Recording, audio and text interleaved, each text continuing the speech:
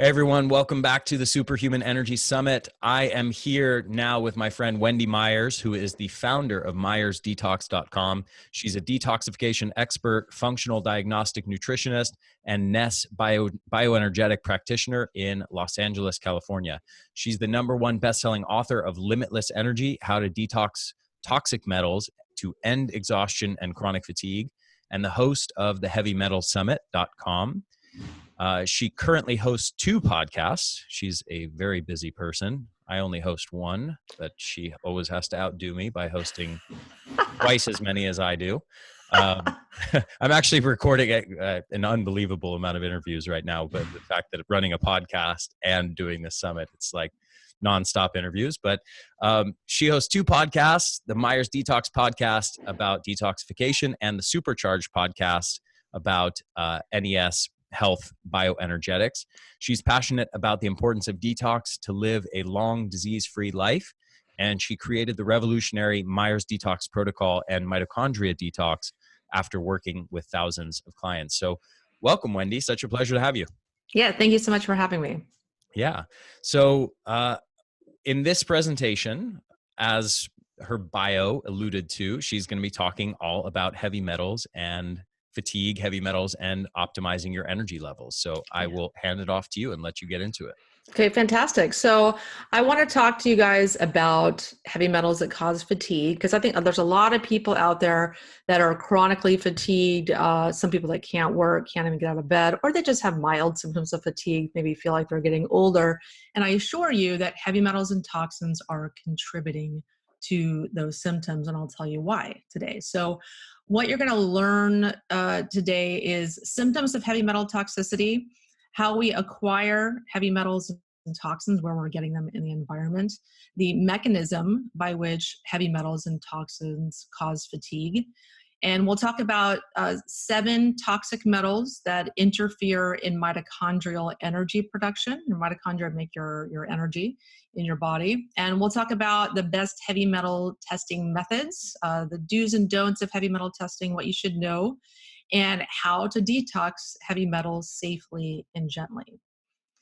And so first, I'm Wendy Myers. I founded MyersDetox.com. I had a lot of heavy metal toxicities causing fatigue and brain fog, hormone issues, and mood issues and sleep issues and things like that. And I got a lot better once I started detoxing heavy metals and chemicals, and founded my site. Super passionate about this and trying to educate others that metals may be an underlying root cause of their symptoms. And if any of you guys are experiencing symptoms like low sex hormones, low stress hormones, adrenaline and cortisol, low thyroid hormones, which a lot of people are dealing with, fatigue, brain fog, weight gain or resistant weight loss, or moodiness, mood swings, anxiety, depression, heavy metals can be big underlying contributors to those symptoms. And there's many more. I mean, I've been researching this for over a decade, and it never ceases to amaze me how many different symptoms have a heavy metal as an underlying root cause. And this is all in the research, even all the major chronic health issues: heart disease, hypertension, diabetes, metabolic disease, and fatty liver disease have heavy metal causes to those that are contributing. And so let's talk about how we acquire heavy metals and toxins. Where are we getting this stuff?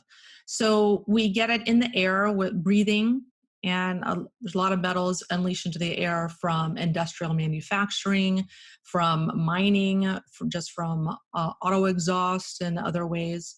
We get toxins in personal care products, stuff that we're slathering on our skin, and creating a very effective entryway into our body when you place different products on your skins that have hormone disrupting chemicals and heavy metals like lead and cadmium in them. And I want to pause for just a moment and just point something out, because a lot of people think heavy metals, they think, mercury, or arsenic, and their brain immediately goes to like tuna fish or seafood, and that's the source of mercury, and maybe silver fillings, mercury fillings, like dental fillings, and then maybe they know like, oh, there's arsenic also in things like chicken and maybe rice, but there's all these other sources. I mean, in the first two you've mentioned the air as a major source. I think most people have no idea that they're getting exposed to heavy metals via air pollution, or personal care products. Like, I've seen research showing that maybe the percentage, I forget the percentage, but some ungodly percentage of like makeup and lipstick has high levels of lead in it.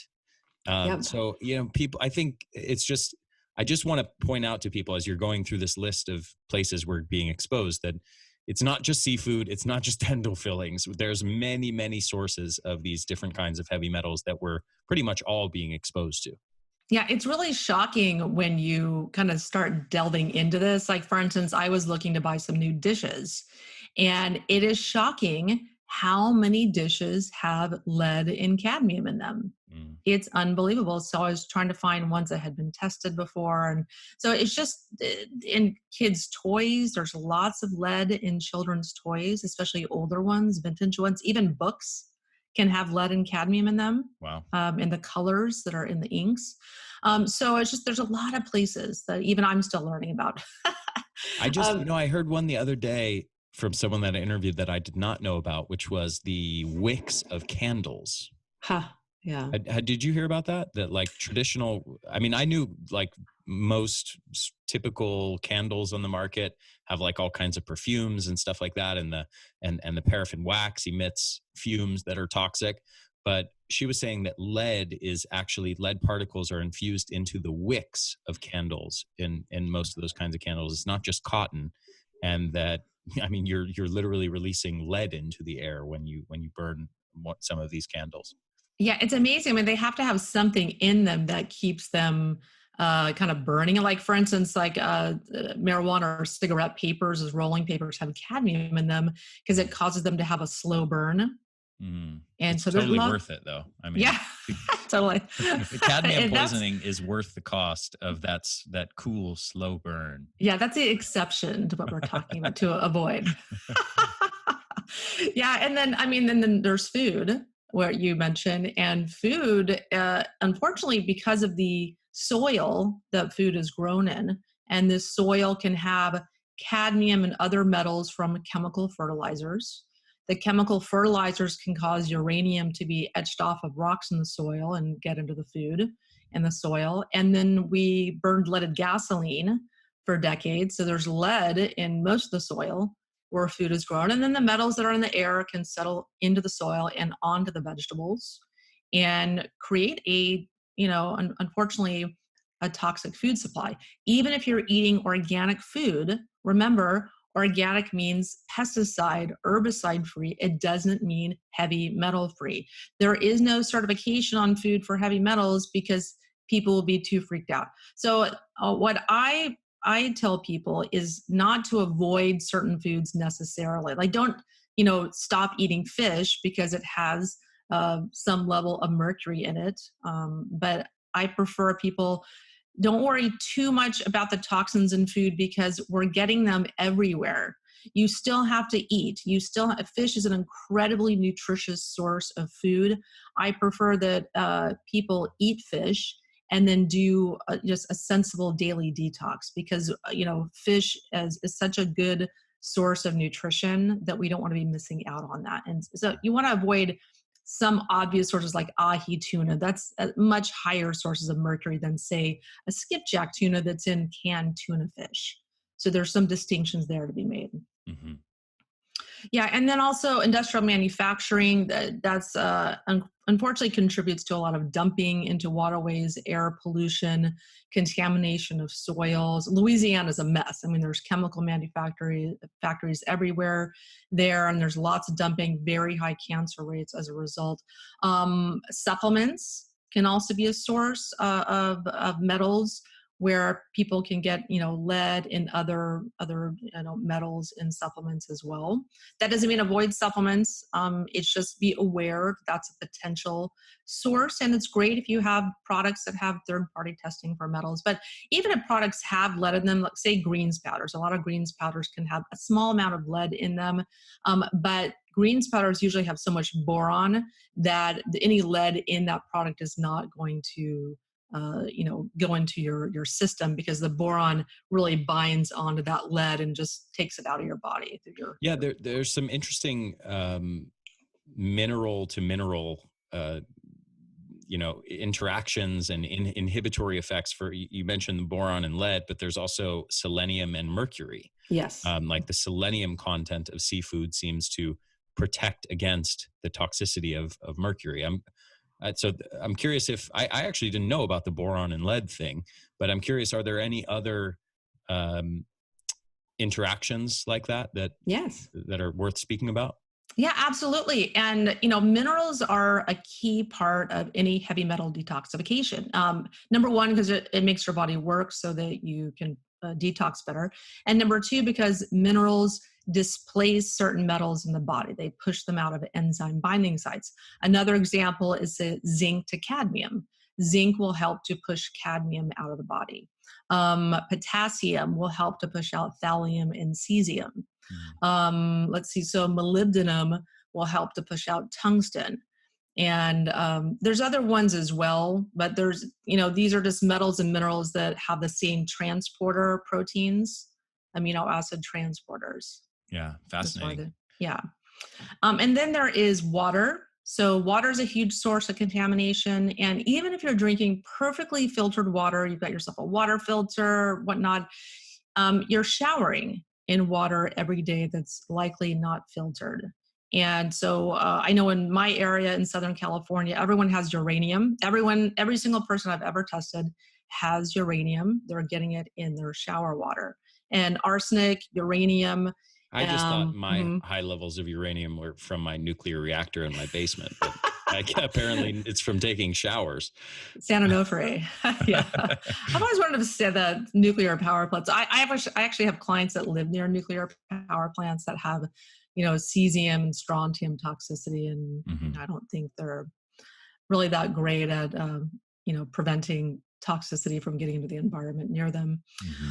So that's pretty much, the gamut of, how we acquire heavy metals and toxins, lots of different ways. So the key point being, everyone has some level of heavy metals in their body.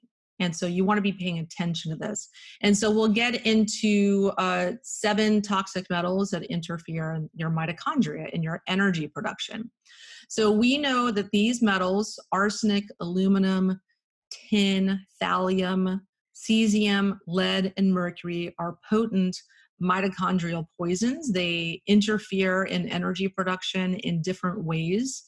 And anyone who's chronically fatigued or has severe fatigue issues is going to have some level of these metals. So these metals will play a role in your symptoms. And in order to get better, in order to fully recover, you definitely want to add detoxification to what you're already doing. This is one piece of the puzzle that a lot of people are missing. Yeah. So how exactly do these metals interfere with energy production and cause fatigue? I'm glad that you asked that, because that's my next slide. So these are the different mechanisms by which metals cause fatigue. So number one, they poison enzymes. That's what metals do. They poison different enzyme systems in the body and interfere in their function. So as far as mitochondria are concerned, they poison enzymes that transport nutrients into your mitochondria. That's why a lot of people take different mitochondrial supplements and maybe they don't work, they don't feel anything. They might not be getting into the mitochondria because of heavy metals. They also block mitochondrial receptor sites as well. And so if you're different hormones and things are trying to act on the mitochondria, they may be interrupted by heavy metals poisoning those mechanisms. Also, heavy metals poison the body's ability to make digestive juices and get nutrition from food. I think people don't realize the contribution that different metals, mercury, cadmium, lead, nickel, can play in reducing hydrochloric acid and pepsin production in the stomach, and then interfere in the pancreas production of digestive enzymes, interfere in liver function and all of its different digestive capabilities in the body. Now, is that specifically as the metals have just come into the system and they're sitting in the stomach in the food that you just ate? They're interfering with, let's say, hydrochloric acid production in the stomach in that moment, or are you saying that accumulated levels of some of these metals that are inside of our cells, separate from the stomach, could interfere with hydrochloric acid production in the stomach? Yeah, it very well could interfere. I've never been asked that question before, but it could very well start interfering. If you eat some food that contains a lot of lead, if that lead is getting into your cells, so the cells that produce hydrochloric acid that makes its way in there, yes, it can start interfering in that cell's mechanism of action, for sure. But it probably has to get into the cell. And so if we don't, or if we're not absorbing our food, we're not going to be able to optimize the amount of energy we can extract from that food. And I see this a lot with clients. There's huge roadblocks to absorption of food. And metals are just one of them. So I think a lot of people today have low mineral levels, low nutrient levels. Even if they're eating this amazing diet, they may not be absorbing it. Doesn't matter what you eat or supplement with, it only matters what you absorb. And then these metals also poison immune system cells. They poison our macrophages, our neutrophils, our killer T cells. And this allows the overgrowth of opportunistic pathogens that drain the body's energy. If your immune system is spending all night long fighting all these different pathogens and, viruses, bacteria, parasites, it is just a drain on your system. That's why infections can cause fatigue. That's one of the mechanisms. And then these toxic metals also poison enzymes that create thyroid and other hormones. Mercury is a huge factor in poisoning the thyroglobulin, which is like the storage form of thyroid hormones, poisoning the production of T4, poisoning the conversion of T4 to T3, which is the active form of thyroid hormone. So not surprising that because mercury is so ubiquitous in our environment, so many people have thyroid issues. And I think mercury is a big underlying root cause of that. And thyroid medications are the number one prescribed medications also. And then metals also accumulate in the adrenal glands and reduce stress hormone production, reduce adrenaline and cortisol. Cortisol, your get up and go hormone, which you need a lot of in the morning. And if you can't make enough, you're going to be tired when you wake up. And then also fluoride calcifies. It's not a toxic metal. It's a toxic kind of mineral, but it calcifies the pineal gland, which reduces melatonin production and interferes in sleep. So, if you don't sleep well, you're not going to have a lot of energy. So there's a lot of different mechanisms by which metals cause fatigue. Big surprise, we're all tired today. Yeah. And this is the number one complaint. This is my number one complaint. This is the number one complaint of so many people is I just want more energy. And so I'm glad you're doing the summit because it's really important to figure out why this is happening. Yeah, absolutely. And any questions I want there? to mention just a couple comments on the last two things you mentioned there. One is the adrenal glands and stress hormone production. I don't know if you've seen any of the work I've done around like debunking adrenal fatigue, but then there are legitimately some factors which do cause lower levels at least of cortisol production, especially in the morning or throughout the day. And chronic stress, believe it or not, is not one of those things that is reliably linked with lower production of cortisol. But I did find a couple interesting studies on accumulation of metals, and there was an association with, I think in particular, aluminum, maybe arsenic. I might be forgetting, but either aluminum or arsenic, and the higher levels of load that they detected in the bodies of people of that metal, the lower, there was a clear trend towards lower cortisol production. So It's very interesting I haven't heard many people talk about that link. And then fluoride and the pineal gland, I'll also mention that melatonin obviously relates to our sleep, but a lot of people don't know that melatonin is actually extremely important for protecting our mitochondria from damage. So there's, in addition to the sleep angle of how that affects energy, which is huge, there's also this very direct effect on mitochondria and keeping them protected from harm. It's an incredibly potent mitochondrial antioxidant that should be secreted in abundance every night while we're sleeping.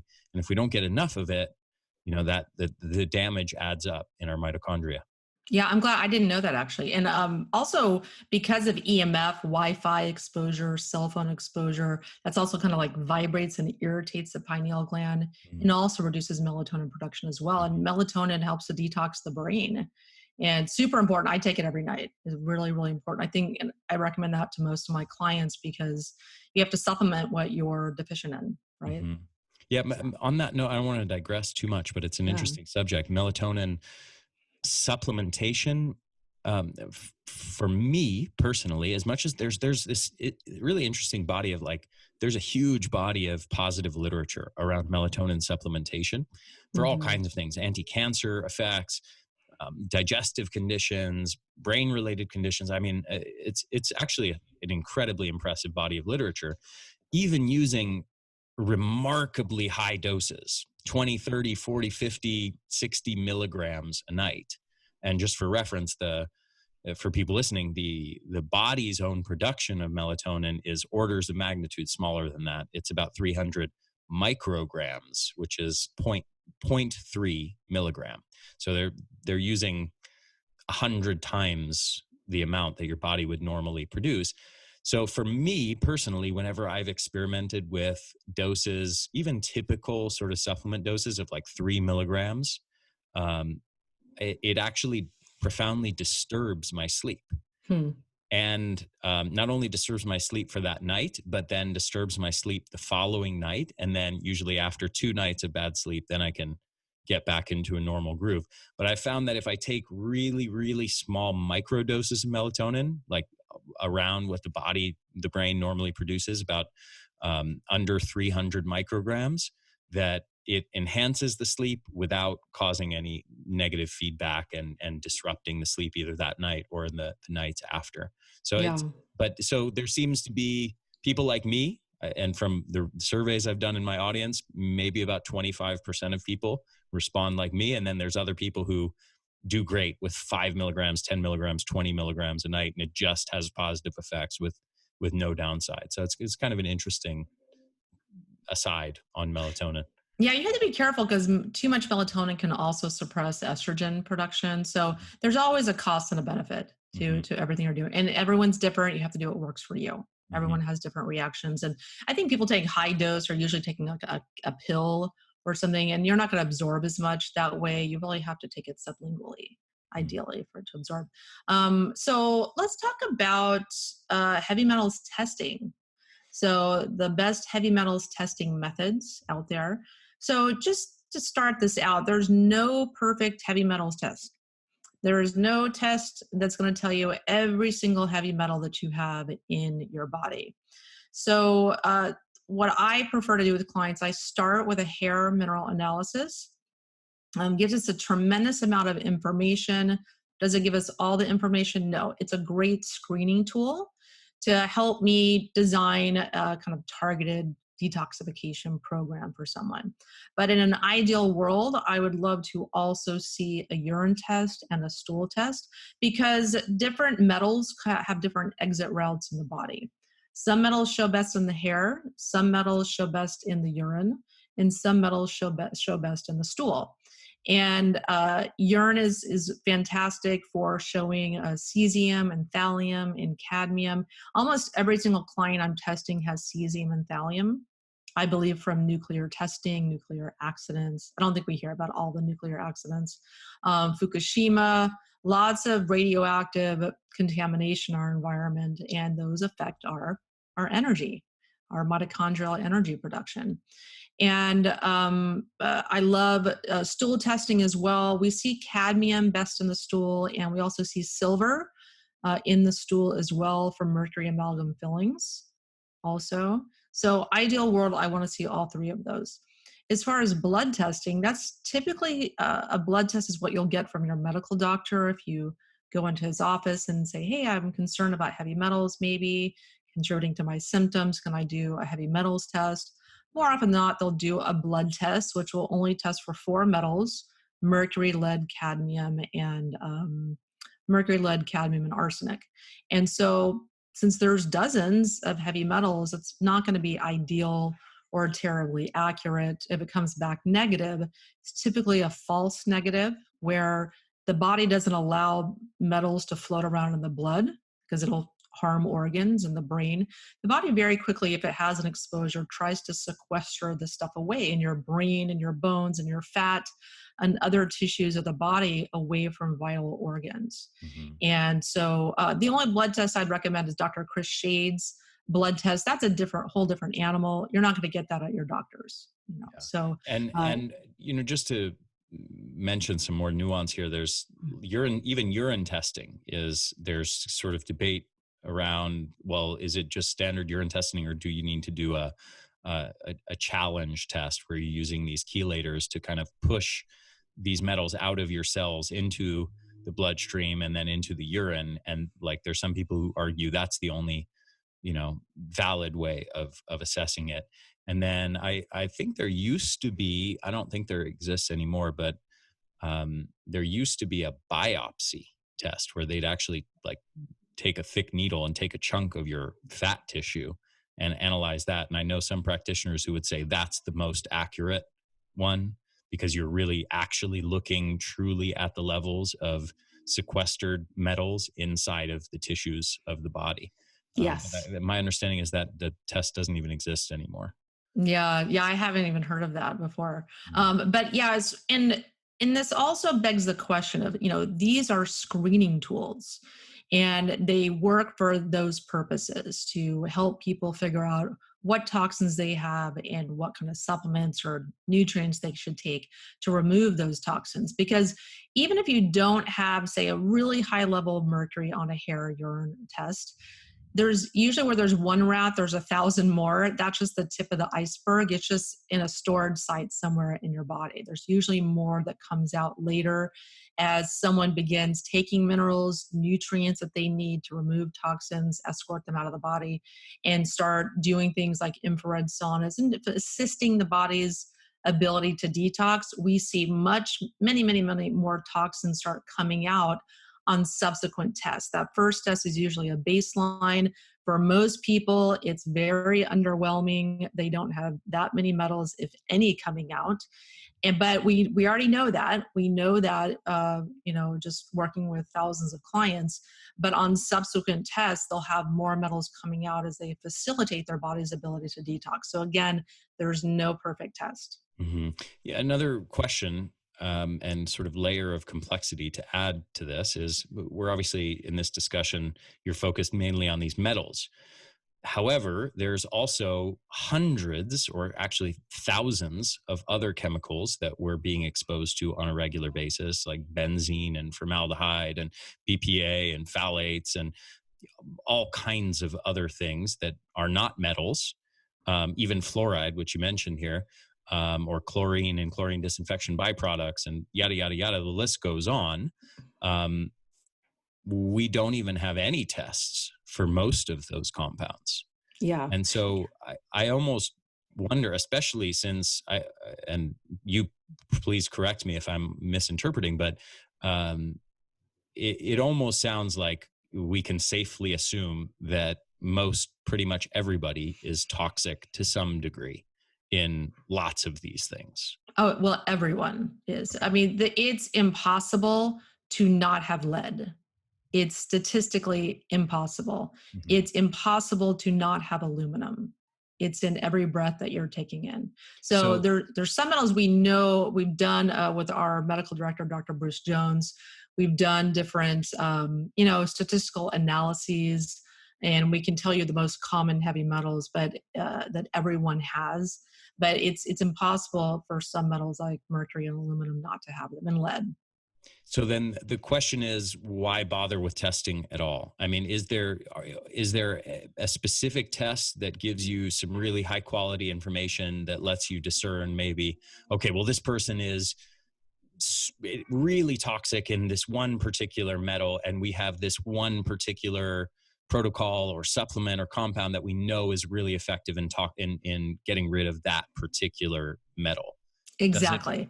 Okay. Exactly. Yeah. So, you know what? There are supplements that people can take that everyone will benefit from. So, binders, modified citrus pectins, and things like that, and minerals, and there's other things people can take. We know everyone will benefit from doing those. But some people, especially if they're chronically ill, usually will have one or more metals that are the big underlying root cause of symptoms. And say if you have a lot of arsenic, you can really hone in on specific supplements that remove that and focus in on that. With mercury, there's specific supplements for that. And some people have outlier metals where they're metals we just don't see very often. And somehow they had some sort of exposure. And we're just not going to know that unless we do testing. So, and people are usually very surprised. It's also a way to kind of wake them up that they do have these metals and they do need to do something about it, because, it's involved to get this stuff out of your body. And it's, so sometimes people need motivation. They need to see some proof, and testing serves that benefit as well. Got it. So having said all that, there's going to be sort of, as you alluded to there's going to be a set of strategies that basically everyone can engage in and that will help detoxify a large percentage of these different metals and maybe other toxicants as well. And then there might be some need for specific testing and maybe working with you directly or going through your program to use some of these specific tests and identify, is there any specific toxicities that I need sort of extra support to go after? Yeah, exactly. Exactly. Okay. And there's things that people can do without doing testing. Okay. So let's talk about those. What are those strategies that people can use? Yeah. So if you look at this slide, so this is all about how to detox heavy metals safely and gently. And also you mentioned chemicals. So I forgot to address that. So people have on average 500 to 700 chemicals in their body, That's depending. It? Yeah. Well, there could be more. That's average. That's average. I'm just yeah. Yeah. So, the World Health Organization has done studies. There's been other, government agencies that have done studies.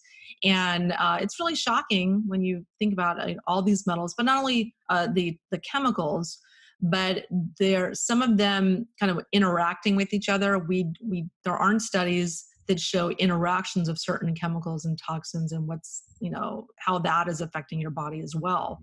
And so there are tests for chemicals, but I don't do them because I know that people have them.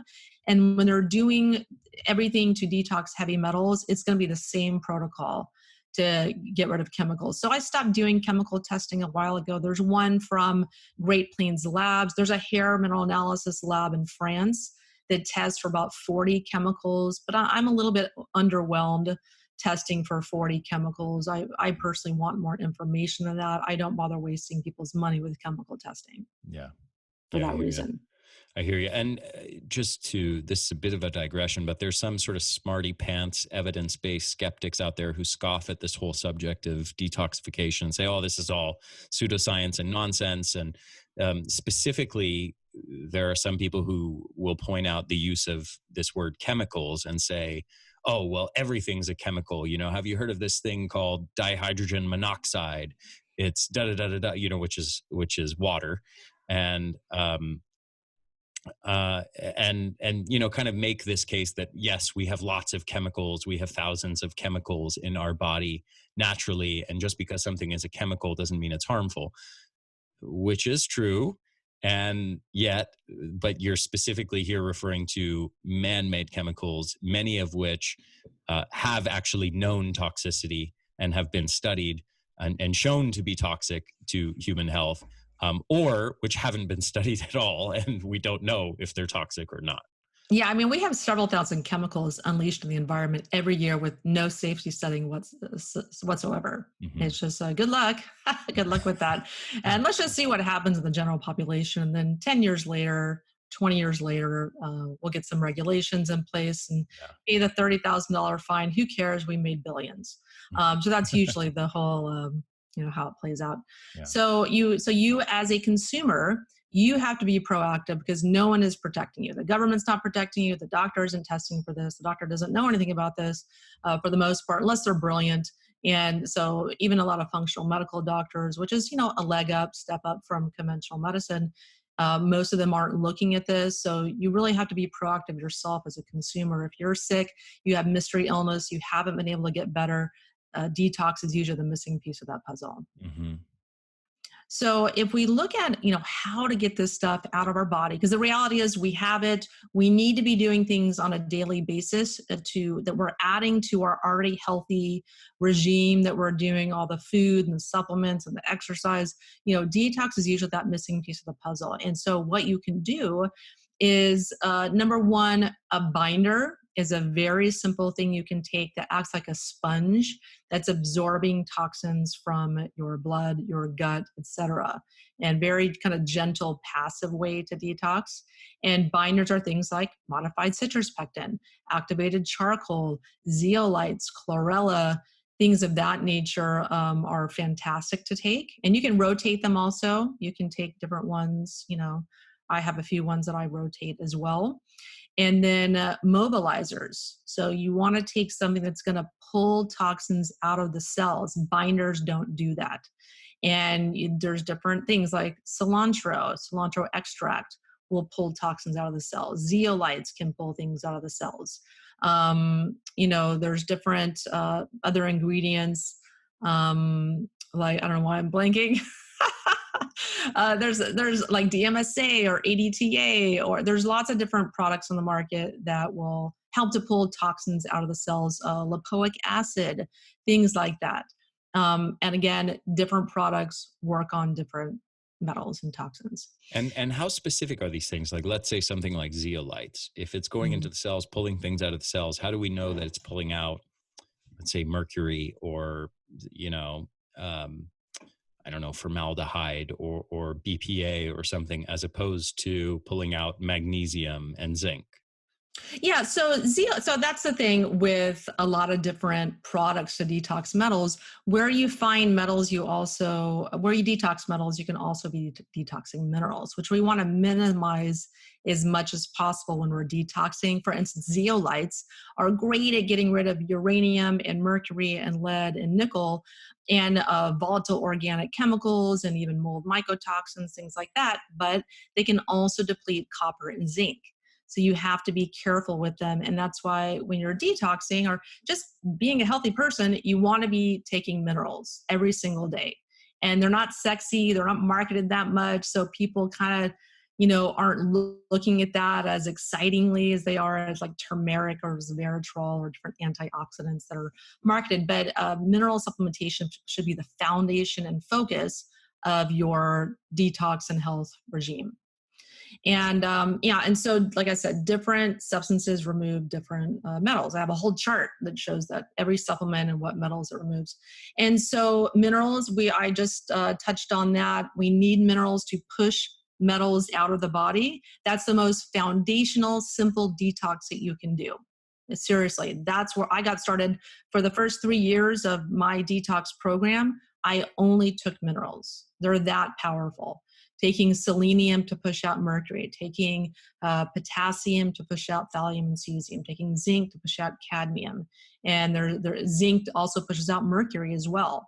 Lots of other examples. Have you measured this in anyone where you've isolated this single variable of just put them on, mineral supplementation and then assessed their levels of, for example, toxic metals and been able to show a significant response just from the use of minerals? I haven't, but I know somebody who has. And so there's a product I like called Healthy Salt. It's 25% minerals, whereas, like a regular sea salt will be 1% minerals, Himalayan 0.8% minerals, just to give you a contrast or frame of reference. And so this mineral product, we can see pushes out cadmium. We can see it pushes out different metals. My colleague, Eileen Durfee, she did Healthy Salt, did a hair test, and we see metals coming out. Stopped the salt, did a hair test, had fewer metals coming out. Started the Healthy Salt, after a month, did a hair test, all the metals and cadmium coming out as well. She did that for about 6 months. And so we can see, and I've noticed my clients, even the practitioners that I train, a marked increase in their metal excretion following the Healthy Salt. Wow, very interesting. And that's called Healthy. It's called Healthy Salt? It's called Healthy Salt, yeah. Interesting. And that's not like Redmond, the one from Utah, is it? No, it's not. So this is a salt that's been processed for 3 years, and they wash it and dry it, rinse it and dry it, burn it with some herbs and dry it, wash it again, and so it's concentrated. There's low sodium levels, so you're really getting the mineral concentration of like the trace minerals that a lot of people need. So it's not a Interesting. food. It's I not haven't heard for. of that. I'm going to check that out. Yeah, it's great. I love it, and it's I added to all my water and whatnot. So it's not a something that you salt your food with. So it's not for Okay. that. You certainly can because it has low sodium. It doesn't have that type of sodium salty taste. Uh-huh. It's really like a therapeutic salt that you'd put in some water, and it's so strong. Some people, especially if they're ill, can only handle like a tiny little amount on the end of a toothpick, and they have to build up from there. So So it's. if it's not for use as like salting foods, what's the difference between something like that and just like taking like, let's say, concentrates trace mineral Mhm. supplement? Well, I just find that it works better for my body. Like I'm attracted to. I don't know why the taste of it. A lot of things like concentrates, they taste a little bit on the soapy side to me. There's something off with them, and I can't really explain why. It's just something I don't want to take on a daily basis. With the Mhm. healthy salt, and my clients report the same thing. They're just wanting to take that more so. I think it's more of a natural salt. Maybe they spike it with some kind of addictive chemical. Yeah, well, it has a lot of sulfur in it. You can definitely taste the sulfur, and you Oh, need sulfur interesting. to detox. So Interesting. that's the herbs that they burn in it. So, but it concentrates, whatever, you can't screw this up. If you have concentrates, take it. If you have other minerals, take it. I would rather people take something than nothing. Everyone needs to be, a Quinton is amazing. I love that product as well. But I personally just like the healthy salt, but I rotate things as well. Nice. Are there any other strategies worth mentioning as far as detoxification approach? Yeah, so grounding is something that a lot of people don't talk about. Our bodies have to have a certain charge to work. So you can do anything you want, like as far as detoxification. Your body is not going to work as well unless it's negatively charged. And this goes for any health issue, anything you're trying to do or accomplish, any symptom you're trying to get rid of. You have to ground your body. And I talk a lot on my website about how to go about doing that. Just swimming in the ocean, walking in on the beach, barefoot, laying on the ground, it's not enough. Today, it's I'll take it. Any little bit you can do, great. But we have so many things acting on our body, like EMF and the computer wireless and the cell phones and all these different sources of Wi-Fi that elicit a positive charge on your body. You have to kind of fight back something stronger than just kind of earthing in nature. Mhm. So, but enough on that. There's encyclopedias written on that. So also infrared saunas. Infrared saunas are fantastic at, assisting the cellular removal of toxins, getting them into the bloodstream to be, processed and exit the kidneys, and also increasing immunity and just, inducing this faux fever that helps to kill off infections and things that are blocking up your detox pathways, emitting their mycotoxins and parasite poop. Those kinds of infections can throw a wrench into detox. So doing infrared saunas can help to get those under control and to facilitate chemical and mineral removal from all your fat and other stored sites in the body. And then I know you have coffee enemas listed here as well. Yeah. That's something that I have obviously heard of for a long time. When I was a little kid, my grandma was sick with cancer and did the Gerson method down in Mexico, and one of the big parts of the protocol was coffee enemas. So this is something I've heard about, since 30 years now. But I honestly really have never seen much literature, but admittedly, I've never really looked to see what the state of the scientific literature is on coffee enemas. But is there actually any legitimate, research on this and showing, how it might affect something like detoxification? There is some research on coffee enemas. There's not a ton. It's not something that, large universities are going to be studying because there's no money in coffee enemas. There's not really any company funding studies on coffee enemas. There's some false information in Wikipedia that says coffee enemas cause death. It's kind of funny. But, we do know that coffee enemas can dramatically improve liver function, just help to kind of irritate it a little bit. Coffee enemas create kind of a hormetic effect on the liver. They stress it a little bit by the caffeine dilating all the capillaries in the liver. And that theoretically helps the liver to dump its toxic contents into the intestine for elimination. And so they're very effective at managing detox symptoms. And we know that people that are, doing infrared saunas and taking certain mobilizers and nutrients to facilitate detox of heavy metals, that they can feel bad at times. They can have brain fog, they can have headaches, they can have nausea. And doing coffee enemas, really, they help to ameliorate those symptoms. So they're really invaluable. They're used in the Gerson protocols because a lot of times when people have cancer, their livers is not functioning. They have a lot of toxins they need to process, and the liver is kind of backed up. This is a very simplified way of explaining it, but the liver is having a hard time processing and breaking down, metabolizing, and excreting what it needs to be excreting to, flush the body of these toxins that are creating problems in cancer patients and other people. And also when you look at the fact that 100 million people, it's estimated, have fatty liver disease, it correlates very strongly with metabolic disease. About 25% or so of the US population has metabolic syndrome. They're almost always going to have fatty liver disease along with that diagnosis. And coffee enemas can really help to get the liver functioning better. And so I think they're really, really key for people. I think there's a lot working against proper liver function, not to mention diet, high carb, high sugar diets the liver has to deal with. I think our livers have a big job today, and the liver needs all the help it can get. I know anecdotally that thousands of people that I've recommended to do coffee enemas, almost everyone loves them. I feel better from them. They have helped me tremendously. I could not live without coffee enemas. So there's a lot of anecdotal stories about them. Not as much research as I would like, but I recommend them because I know they work and they help people. Nice. Excellent. Anything else you want to say to wrap up? This has been phenomenal information. So thank you for coming on the summit. Do you want to have any sort of final words for people listening? Yeah, I have a couple things. So, if you really want to get to the root cause of a lot of your symptoms, I really strongly feel like heavy metals, based on the research I've done over the last decade, metals can contribute to almost every type of symptom: brain fog, fatigue, poor mood, anxiety, depression.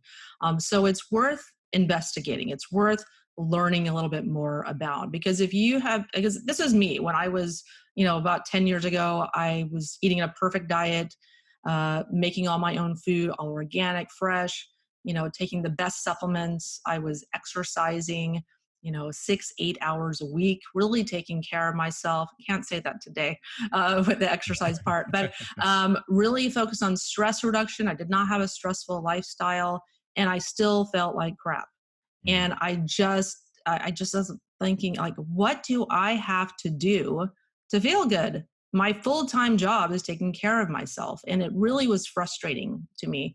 And so, I went down that rabbit hole, and then lo and behold, I had mercury, cadmium, thallium, uranium, and all these different metals. And for me, a light bulb really went off. And I thought, this is it. These metals and chemicals are my problem. It's not all this other stuff I'm doing.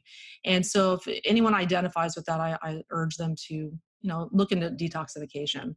And also, I have a quiz if people are curious about the relative levels of metals and toxins they have in their body. They can take my quiz, heavymetalsquiz.com, and they get a free video series after that about how to get started with detox. Beautiful. And so is that the best place that people should go if they want to learn more from you, if they want to get started following your work? To that Absolutely. Quiz? Yeah, heavymetalsdetox.com. And my site is myersdetox.com. There's tons of free information, hundreds of articles, hundreds of podcasts about metal and chemical detox. Just to clarify, is it heavymetalsdetox.com or heavymetalsquiz? Yeah, just heavymetalsquiz.com to take the quiz. Just want to make sure, because you said heavymetalsdetox.com. Oh, I did. I think because I know your site is Myers Detox. So yeah. You switched them in your mind there, but heavymetalsquiz.com. Yes, for everybody thank you. listening. Wendy, thank you so much. This has been phenomenal information. Really enjoyed talking to you as always. For everybody listening, hope you enjoyed this interview, and I will see you in the next one.